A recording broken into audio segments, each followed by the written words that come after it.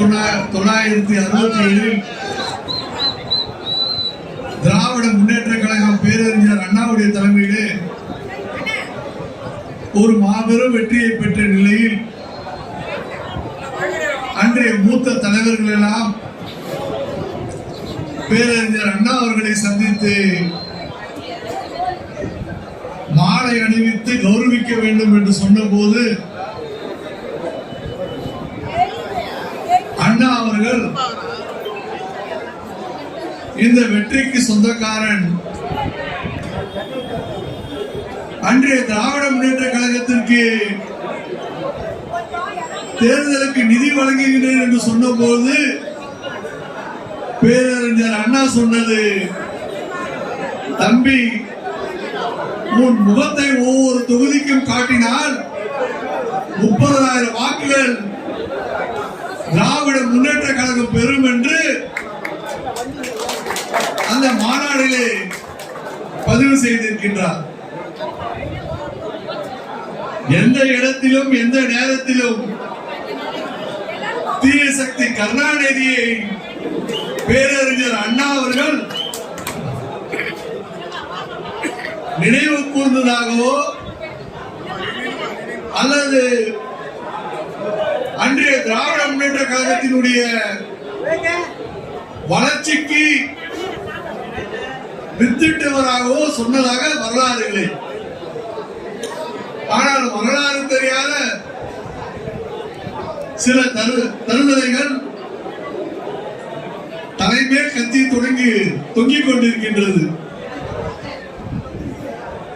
ஊழல் வழக்கில் இந்த உலகமே தமிழரை பார்த்து கைதட்டி சிரிக்கின்ற வகையில் இமாலய ஊழலாக 1,76,000 கோடி ஊழல் செய்து தமிழருக்கே ஒரு பெரும் தலைகுனிவை ஏற்படுத்திய ராஜா அவர்கள் தரங்கட்டு பேசியதாக பத்திரிகையில் பார்த்தோம்.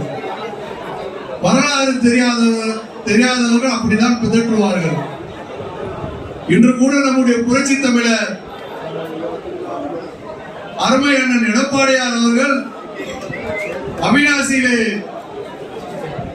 அதே நீலகிரி தொகுதியிலே ஒரு வரலாறு காணாத மிகப்பெரிய ஆர்ப்பாட்டத்தை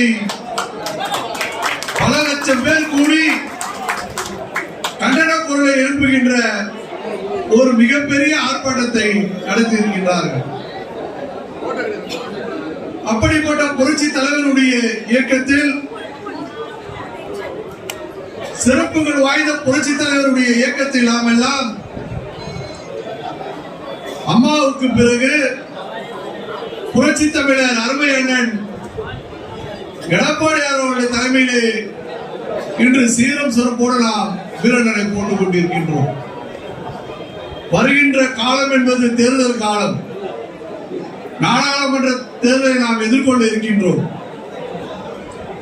முப்பெரும் தலைவர்களின் அண்ணா, புரட்சி தலைவர் எம்ஜிஆர், புரட்சி தலைவி அம்மா அவர்களுடைய ஆட்சியினுடைய சாதனைகளை எடுத்து கூறி அம்மாவுடைய அரசாக சிறப்பாக செயல்பட்ட புரட்சி தமிழர் அண்ணன் எடப்பாடியாருடைய ஆட்சி காலத்தினுடைய சாதனைகளை நாம் மக்களிடத்தில் எடுத்து கூறினாலே போதும்.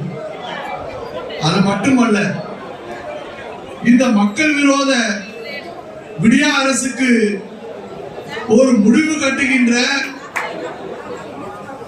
இந்த குடும்ப அரசியலுக்கு, இந்த குடும்ப ஆட்சிக்கு ஒரு முடிவு கொண்டு வர நாமெல்லாம் வருகின்ற தேர்தலிலே கடுமையாக உழைத்து ஒரு மாபெரும் வெற்றியை புரட்சி தமிழர் அண்ணன் எடப்பாடியாருடைய கரத்திலே ஒப்படைக்க வேண்டும் என்று அன்போடு கேட்டுக்கொள்கின்றேன். புரட்சி தலைவர் அவர்கள் சத்துணவு திட்டத்தை கொண்டு வந்தார். புரட்சி தலைவி அம்மா உணவகத்தை கொண்டு வந்தார். புரட்சி தமிழர் அண்ணன் எடப்பாடியார் அம்மா கிளினிக்கை கொண்டு வந்தார். இந்த மூன்றுமே நமக்கு போதும். நமக்கு வெற்றி வாகை சூட என்று சொல்லி செய்திகளை உடனுக்குடன் தெரிந்து கொள்ள நமது அம்மா இணையதள தொலைக்காட்சியை சப்ஸ்கிரைப் செய்து அருகில் உள்ள பெல் ஐகானை